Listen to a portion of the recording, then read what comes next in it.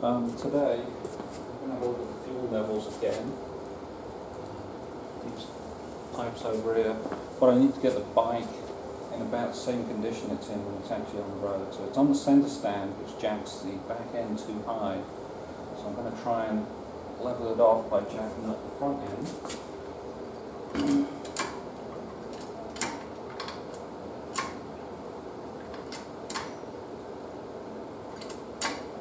Back tyre touches. So I'm looking at how level the carb is.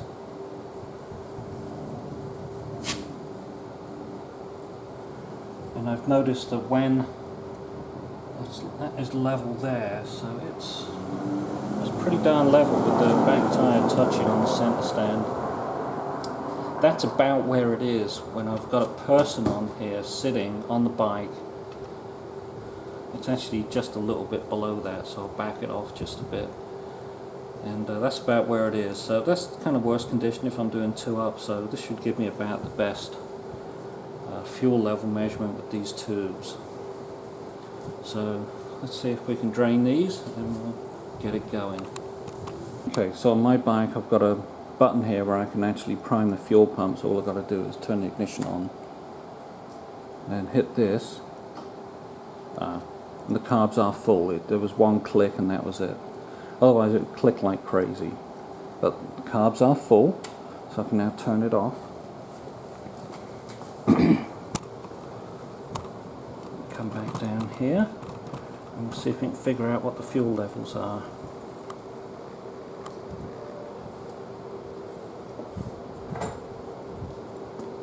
So all I've got to do is undo the drain.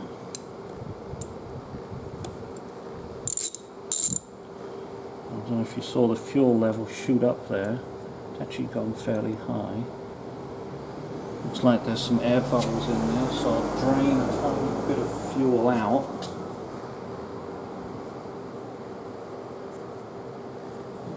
That'll get the air bubbles out.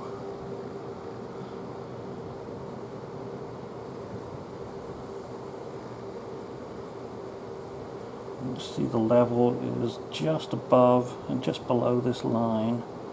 So I'm drawing it down, the fuel level's right there. If I push it up, it's going to have to push the fuel back in. That one doesn't look too bad. Let's do the inner one.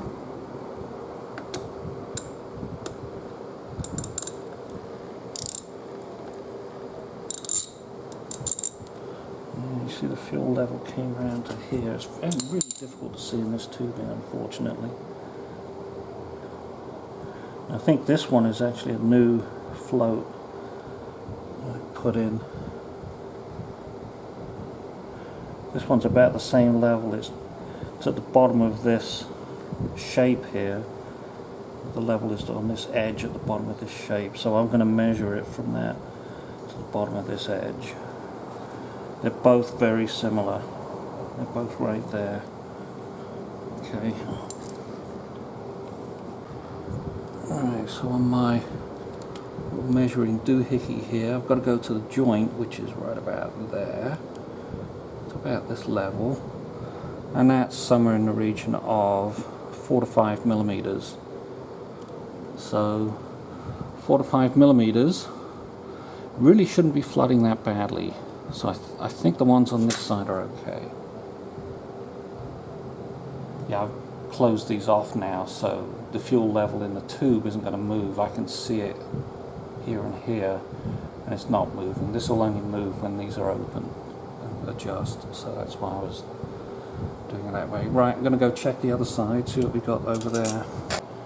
Alright, so let's open up the drain valve. It came through, it's got an air bubble stuck in it. I'm going to do the other one at the same time.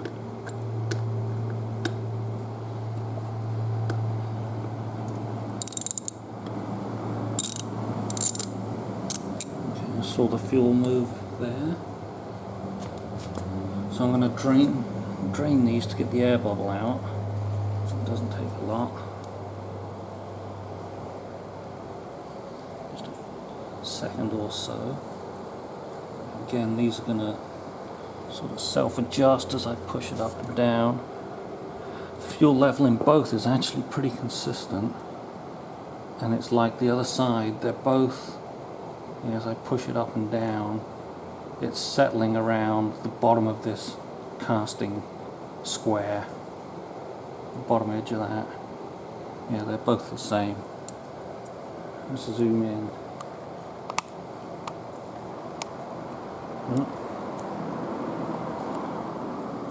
So right about the bottom edge of that cast square is where the fuel level is. Right, I'm going to measure that. It's about there. That's about 6 millimeters on this side. Yeah, about 6 millimeters, which is higher than standard, but I don't think it's high enough to cause flooding. The standard should be about 2 to 3, I think. So I'm going to close these off, make sure they're just tweaked tight, and drain as much fuel out as I can, so it doesn't stink in the garage. Okay, so back on the computer here, I've got this scaled in line showing, in this case it's a 6.5 millimeter fuel level, and I was under the 6.5. I was getting readings of 4 to 5 to 6 millimeters of fuel in the carburetor. So it really shouldn't be a problem. It shouldn't be going back out the air inlet. The air inlet is over here. This thing coming in. This is the idle jet, if you will, the pilot jet. There's this hole, and there's 4 holes that run into the carburetor right here. It's right underneath this thing. So I don't think it's flooding that. It's not high enough to flood that, so I should be okay at that fuel level. And I'm going to pause it now and get on to the next page to show you how I set the carbs. Right, so this is the page where I show how I set the carbs, because I bent that fuel tab so that it would push the valve closed faster. So if you look at this, this should be parallel to this when it's all set correctly at the correct number, 14.6, whatever it is. But I've got, this is a lot higher now.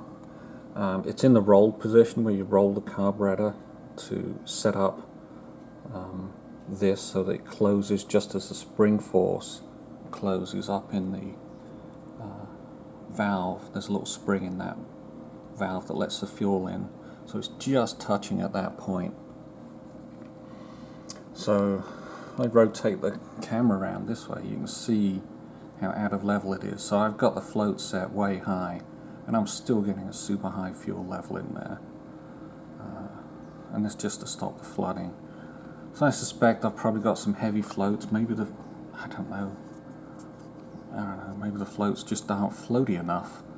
Oh, there's a good word. Anyway, something to investigate later when it's not so damn hot outside.